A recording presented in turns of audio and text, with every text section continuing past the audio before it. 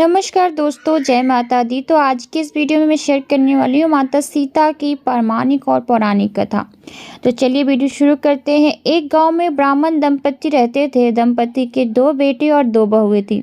दोनों बहुओं को लंबे समय के बाद बेटे हुए थे। इतने में शीतला सप्तमी, जहाँ अष्टमी को पर्व मनाया जाता है, वह इसे अष्टमी भी बोल सकते हैं, का पर्व आया। घर में पर्व के अनुसार ठंडा भोजन तैयार किया। दोनों बहुओं के मन में विचार आया कि यदि हम ठंडा भोजन लेंगी तो बीमार होंगी।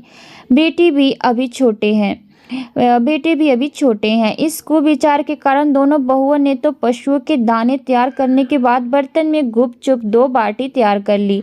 सास बहू शीतला की पूजा करके आई, शीतला माता की कथा सुनी। बाद में सास तो शीतला माता के भजन करने के लिए बैठ गई। दोनों बहुएं बच्चे रोने का बहाना बनाकर घर आई। दाने के बर्तन से गरम गरम रोटला निकाले, चूरमा लिया और पेट भरकर खा लिया। सास ने घर आने पर बहुओं से भोजन करने के लिए कहा।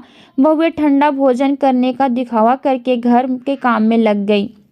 सास ने कहा, बच्चे कब के सोए हुए हैं और उन्हें जगाकर भोजन करा लो। बहुएं जैसे ही अपने अपने बेटों को जगाने गई तो उन्होंने उन्हें मात्र प्राय पाया। ऐसा बहुओं की करतूतों के फलस्वरूप शीतला माता के प्रकोप से हुआ था। बहुएं विवश हो गई।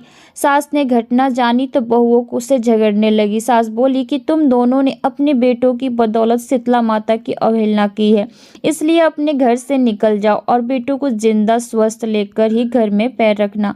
अपने मृत बेटों को टोकरे में सुलाकर दोनों बहुएं घर से निकल पड़ी। जाते जाते रास्ते में एक जीर्ण वृक्ष आया।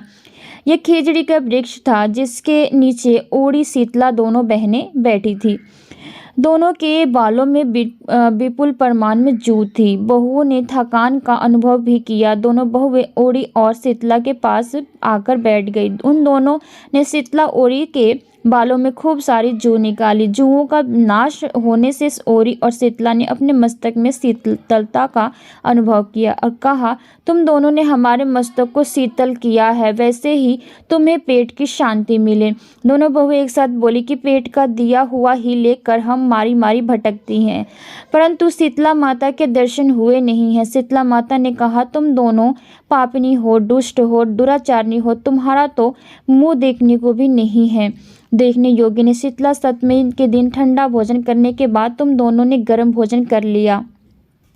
यह सुनते ही दोनों बहुओं ने शीतला माता जी को पहचान लिया। देवरानी जेठानी ने दोनों माताओं का वंदना किया। गिड़गिड़ाते हुए कहा कि हम तो भोली भाली हैं, अनजाने में गर्म खा लिया था।